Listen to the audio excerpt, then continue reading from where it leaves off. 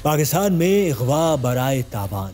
बदलते वक्त के साथ अगवा बराए तावान पाकिस्तान में एक बड़ी इंडस्ट्री बन चुकी है, जहां अरबों रुपए का लेन देन हो रहा है। क्या आपने कभी सोचा है कि ये तावान की रकम कहां जा रही है और इन डाकुओं को जदीद तरीन हथियार कौन फराहम कर रहा है? ये सब कुछ एक बड़ी साजिश का हिस्सा है जिसे बेनकाब करना जरूरी है। क्या ये सिर्फ डाकू हैं या इस खेल में कुछ बड़े स्टेक होल्डर्स भी शामिल हैं? इस वीडियो में हम आपको दिखाएंगे कि किस तरह ये मुजरिमाना नेटवर्क पूरे मुल्क की मईशत और सिक्योरिटी को खतरे में डाल रहा है। बढ़ती हुई महंगाई, गुर्बत और बेरोजगारी के मसाइल ने पहले ही अवाम की जिंदगी मुश्किल बना रखी है। ऊपर से रहजनी, भत्ताखोरी और अगवा बराए तावान जैसे वाकयात ने लोगों का सुकून छीन लिया है। पहले तो लोग खौफ के बायस कम ही घरों से बाहर निकलते थे, लेकिन अब तो अगवाकार चंद फोन कॉल्स पर लोगों को अपनी मर्जी से जाल में फंसा लेते हैं। ये कहानी अक्सर एक औरत की आवाज से शुरू होती है, जिसे सुनकर लोग बेकाबू हो जाते हैं। इस तरह अगवाकारों को ज्यादा मेहनत भी नहीं करनी पड़ती और बआसानी तावान की रकम वसूल हो जाती है। ये सब तालीम की कमी और जिनसी हवस की भूख का नतीजा है। पहले अगवा बराए तावान, फिर सोशल मीडिया पर मुलाजमत या शादी का झांसा, सस्ती गाड़ी, सैलाब मुतासरीन की मदद का बहाना और लड़की की आवाज में रोमांस जैसे हरबे इस्तेमाल करते हुए लोगों को अगवा करना आम होता जा रहा है, जैसे ये जराइम ही ना हो। इस ट्रैप के जरिए लोगों को फंसाकर अगवा और तावान की रकम बटोरना एक नया और तेजी से फैलता हुआ तरीका बन गया है, जिसे हनी ट्रैप किडनैपिंग कहा जाता है। इस तरीके में मर्द डाकू खातून की आवाज में किसी को फोन करते हैं, दोस्ताना बातचीत शुरू करते हैं और आहिस्ता आहिस्ता एतमाद कायम करने के बाद मुलाकात का झांसा देते हैं। जैसे ही शिकार मुलाकात के लिए पहुंचता है, उसे अगवा कर लिया जाता है। ये तरीका न सिर्फ पाकिस्तान बल्कि दुनिया भर में जराइम पेशा अफराद के लिए एक नया हथियार बन चुका है। अगवाकार बखूबी जानते हैं कि मुआशरे में मौजूद कम तालीम याफ्ता लोगों की क्या ज़हनियत है, उन्हें किस तरह ट्रैप करना है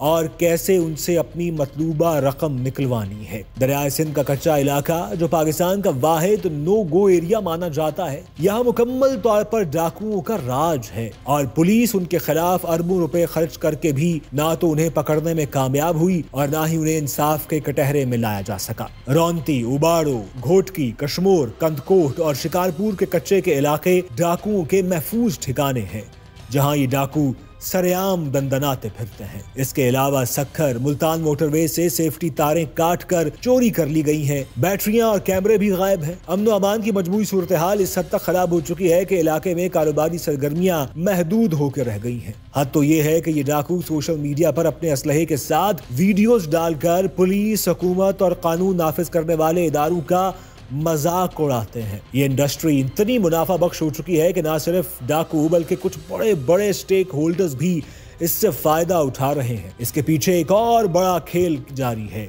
यानी ब्लैक मनी को वाइट करना। अगवा के जरिए जो रकम वसूल की जाती है, उस ब्लैक मनी को मुख्तलिफ जराए से सफेद किया जा रहा है, जिसमें मुनज़्ज़म नेटवर्क शामिल है। और ये सिलसिला सिर्फ मुजरमों तक महदूद नहीं।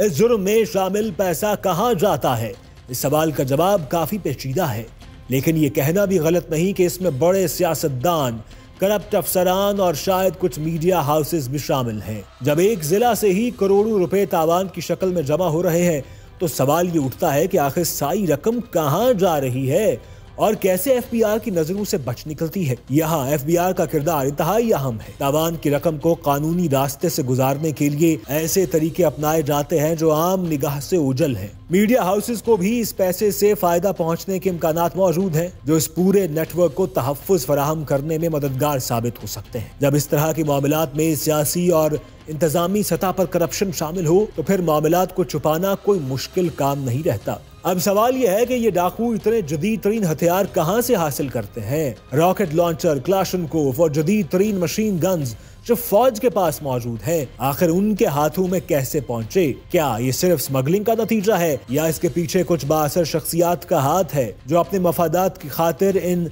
मुजरिमों को जदीद हथियार फराहम करते हैं? डाकुओं के पास मौजूद ये ताकतवर हथियार रियासत की नाकामी को जाहिर करते हैं और इनके आगे कानून बेबस नजर आता है। ये सूरत हाल महज एक जुर्म नहीं रही, बल्कि एक खतरनाक साजिश की शक्ल इख्तियार कर चुकी है, जो मुल्क के अमन और मईशत को अंदर से खोखला कर रही है। अगवा बराए तावान की इंडस्ट्री में शामिल मुजरिमों के पीछे कुछ बड़े हाथ छुपे हैं, जिन्हें बेनकाब करना इंतहाई जरूरी है। ये मुजरिम ना कोई शहरियत रखते हैं और ना पासपोर्ट, फिर भी अपने काम को तसलसल से जारी रखे हुए हैं क्योंकि उन्हें किसी न किसी ताकत का तहफ्फुज हासिल है। लोगों को अब तक इस बात का शऊर नहीं कि वो किस तरह इस मुजरिमान नेटवर्क का हिस्सा बन रहे हैं और इनके जरिए काला पैसा सफेद किया जा रहा है। जब तक रियासत और अवाम मिलकर इसके खिलाफ इक़दाम नहीं करते, ये साजिशें पाकिस्तान को दीमक की तरह खाती रहेंगी।